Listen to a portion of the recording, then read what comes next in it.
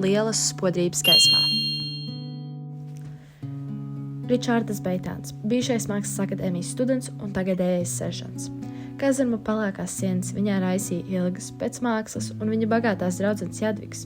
Viņa bija ne tikai, kā Ričardam šķita, visai daļa un labu gaumu apveldīta, bet arī ļoti bagāta Laķu dārzdniecības īpašnieka un poļu možnieces meita. Pirms dažiem mēnešiem viņa iepazinās kādā mazā, siltā garnizona pilsētas kafejnīcā un ātri iedraudzējās. Parasti viņi satikās svētdienās, pilsētas dārzā, kafejnīcā un vecticībnieku kapsētā. Līdz beidzot Jadviga to uzaicināja ierasties viņas vecāku mājās, apskatīt dāliju kolekciju. Bija svētdiena. Jau sestdien viņš bija apmeklējis veļas mazgātuvi un sagādājis sev tīru veļu, jo viņš nezināja lielākas un pazemojošākas ciešanas par netīrību. Neviena grāmata un neviens zieds nedeva viņam tādu apmierinātību, kā izmazgātās veļas sainītes, pilns ziepes mažām. Viņam patika pirmsvētku dienas, kad pagalmos žūst veļa un kad ļaudis steidzās mājās ar spodras veļas sainīšiem, kad visu pasauli it kā apņēma lielas spodrības maigā gaisma. Ričardam acu priekšā izplatās plašs klajums, aiz kuras sākās vecticībnieku kapsēta. Klajumā atradās vairākas dažādiem atkritumiem, zirgu mēsliem un dubļiem pilnas dziļas bedres. Tūmā nebija redzams neviens cilvēks, tikai gadus 5 vecs sāns pie kādas mēslu bedres. Omulīgi rotaļājās ar tukšu sarūsējušu skumbriju buņģu. Pēkšņi zēnam aizsērās aiz kāda sadauzīta kakmens kāja, un tas iekliekdamies atmuguriski iekrita bedrē.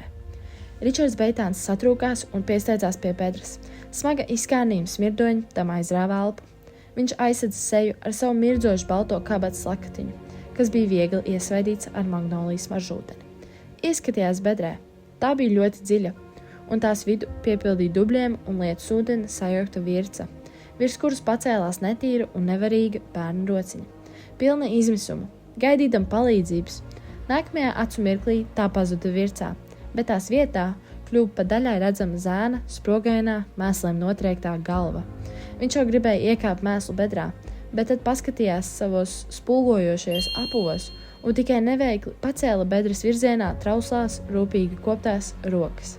Piera nosvīda. Nemirkli nedrīkst kavēties. Viņš satraukti domāja.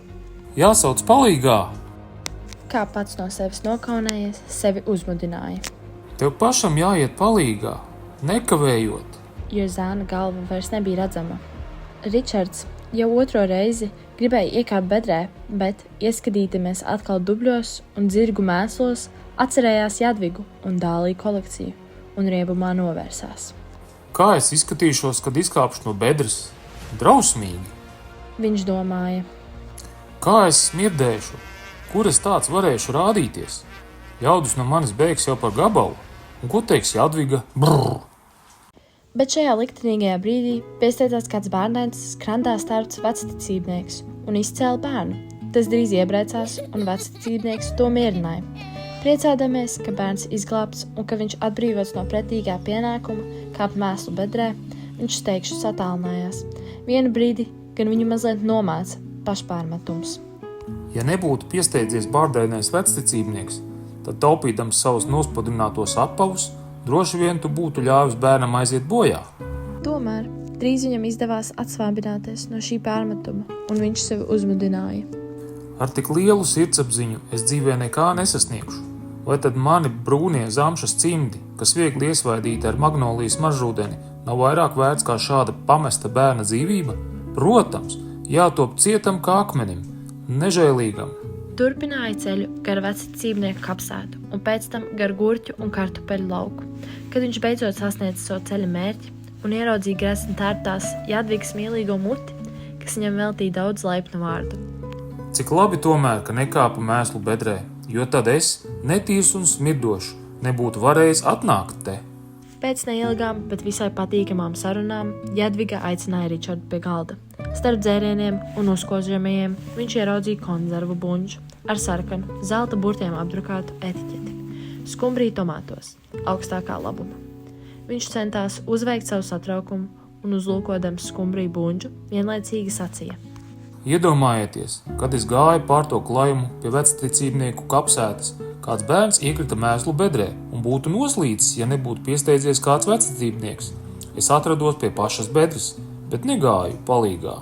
Viņš mazliet nedroši palūkojās Jadvigā, tā smaidīja. Tad viņš turpināja. Manis dēļ zēns būtu varējis noslīgt, jo es tak nevaru kāpt mēslu bedrē. Protams, Piebilda Jadviga. Man tomēr vajadzēja kāpt mēslu bedrē, vai nē? tā tik vēl trūka. Iesaucās Jadviga. Jūs un mēslu bedre, fū, jums tā piestāv koptas rokas, labas drēbes. Tad mīlīgā mute vienaldzīgi sacīja. Nerūpējieties tā par kaut kādu pamestu bērnu. Ričarda drosme pieauga. Viņš pat paņēma skumbriju un ēda, bet kumos aizspiedās kaklā, jo viņš nevarēja atbrīvoties no domām. Ja nebūtu piesteidzies bārdēnais vecticībnieks, zēns būtu aizgājis bojā. Bet viņi dzēra gaišu vīnu, pļāpāja un smējās.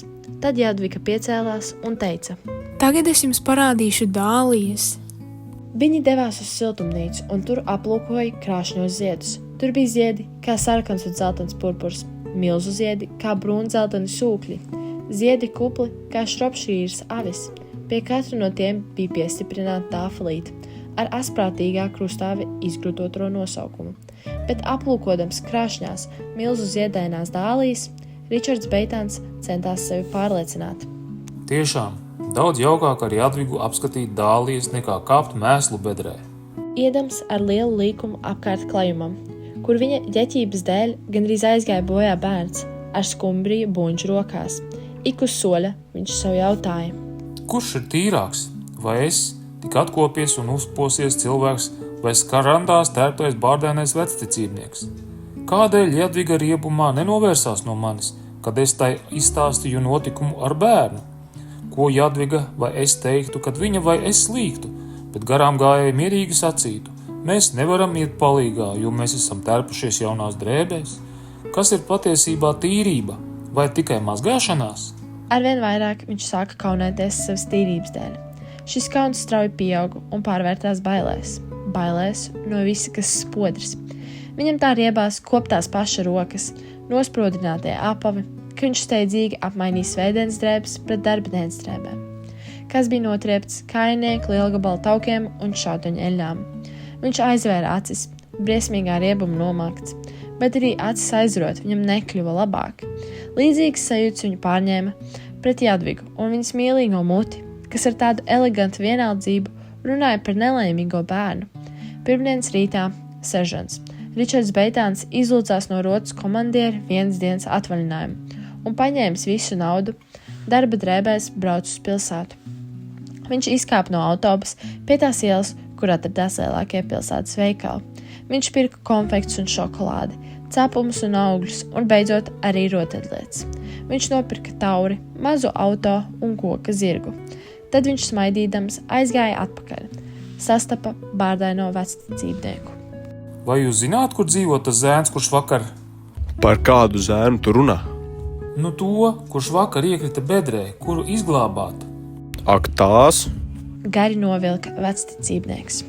tur viņš dzīvo, tepat tai namā. Kas tad tev? Vai bērns ir vesels? Nu kā tad nebūs vesels?